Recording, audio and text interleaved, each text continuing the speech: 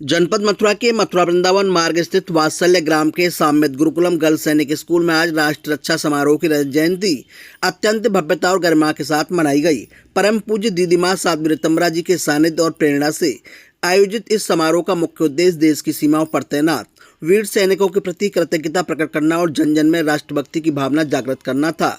25 वर्षों की इस अखंड राष्ट्रनिष्ठता के प्रतीक स्वरूप देश भर के विभिन्न विद्यालयों और क्षेत्रों से आई 1,11,000 से अधिक संकल्पित राखियों को दीदी माँ की उपस्थिति में सैनिकों के लिए समर्पित किया गया। इस ऐतिहासिक अवसर पर छात्राओं द्वारा देशभक्ति से ओतप्रोत शानदार सांस्कृतिक प्रस्तुतियां भी दी गईं। समारोह के अंत में साध्वी ऋतंबरा जी ने राष्ट्र सुरक्षा और सैनिकों के सर्वोच्च बलिदान को नमन करते हुए अपना विशेष संदेश दिया।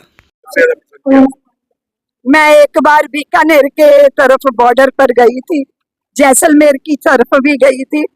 वो बॉर्डर, कई बॉर्डर ऐसे हैं, देश की सीमाएं ऐसी हैं जहां बहुत लोगों का आना जाना होता है, लेकिन वो सारा एरिया बहुत सूना था, रेगिस्तान की तपती हुई रेत थी। और जैसे ही मैंने एक सैनिक बंधु के हाथ में रक्षा बांधी, राखी बांधी, उनकी आंखों से आंसू ऐसे झर रहे थे जैसे गंगा यमुना बह रही हो।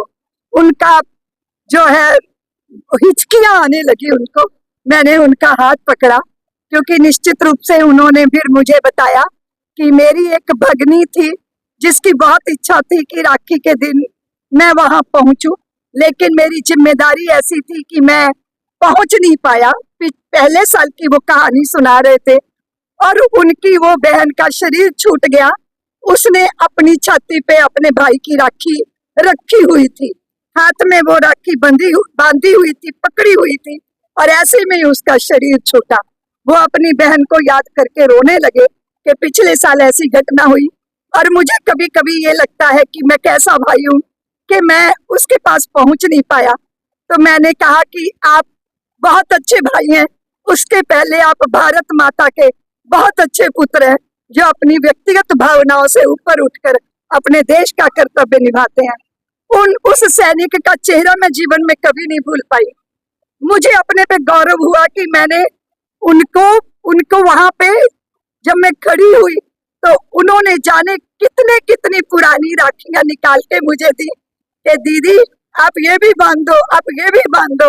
अपनी बहन की आई हुई पुरानी राखियों को एक साथ अपनी कलाई पे बंधवा लिया, और वो पूरी कलाई इस तरह भरी हुई थी।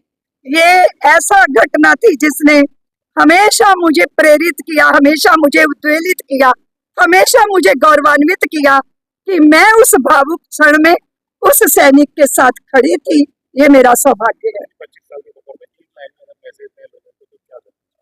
देखिए, मैं सोचती हूँ कि बहुत कुछ हम नहीं कर पाते, लेकिन जो करते हैं उनके साथ में खड़े